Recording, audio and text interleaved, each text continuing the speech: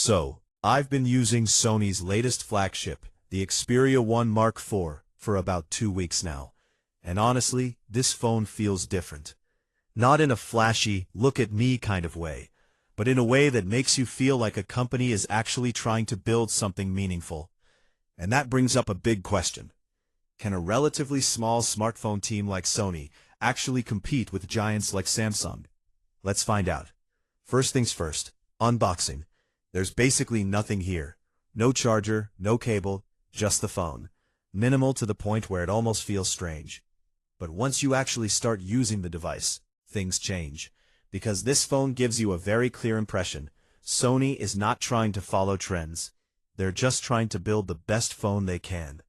You get a stunning 4K display here, which is still rare in smartphones. It's sharp, cinematic, and perfect for content consumption. And the speakers? Loud, rich, and with noticeably improved bass. This doesn't sound like a tiny phone speaker anymore. Then there are the small details. A headphone jack, still here. Expandable storage with micro SD, still here. A dedicated camera shutter button, also here.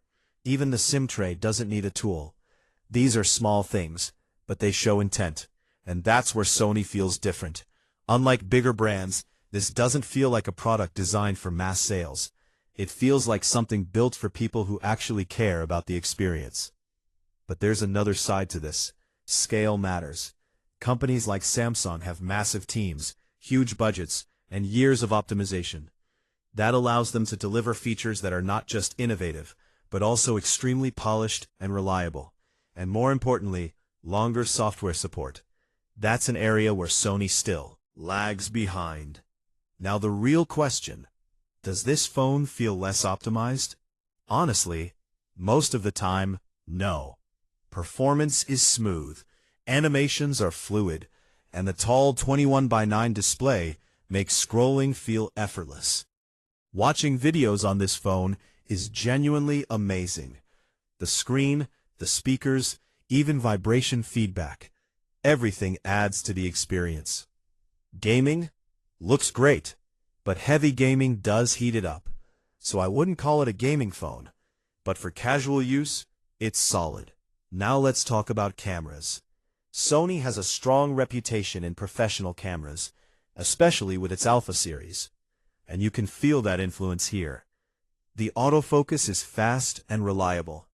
Burst shots are incredibly quick, and there are a lot of manual controls for creative users. Even 4K slow-motion video, something very few phones do properly. But here's the catch. Smartphone photography today is heavily dependent on software, and that's where Sony plays it differently. Photos from this phone look natural, clean, realistic. But compared to something like Samsung, you don't get that heavy AI processing. No aggressive sharpening, no dramatic HDR boosts. Which means, if you take a great shot, it looks amazing. But if you miss it, the phone won't fix it for you. And that applies to zoom shots, portrait mode, night photography, all good, but not industry-leading. Also, the camera interface feels more like a professional camera than a smartphone. Some people will love that, but for most users, it feels a bit complicated and outdated. Now a couple of quick things. The display is bright, but still not the brightest. Life is decent, not great. Around a full day, but heavy use will drain it faster. So what's the conclusion? The Xperia 1 Mark IV is a very unique phone. It's not trying to be the most popular. It's not trying to please everyone. It's built for a specific type of user. Someone who values control, media experience, and thoughtful design. But when you compare it to something like Samsung, you understand why bigger brands dominate. Better optimization, better consistency, better overall reliability. Still, Sony deserves credit, because in a market full of similar phones, this one actually feels different.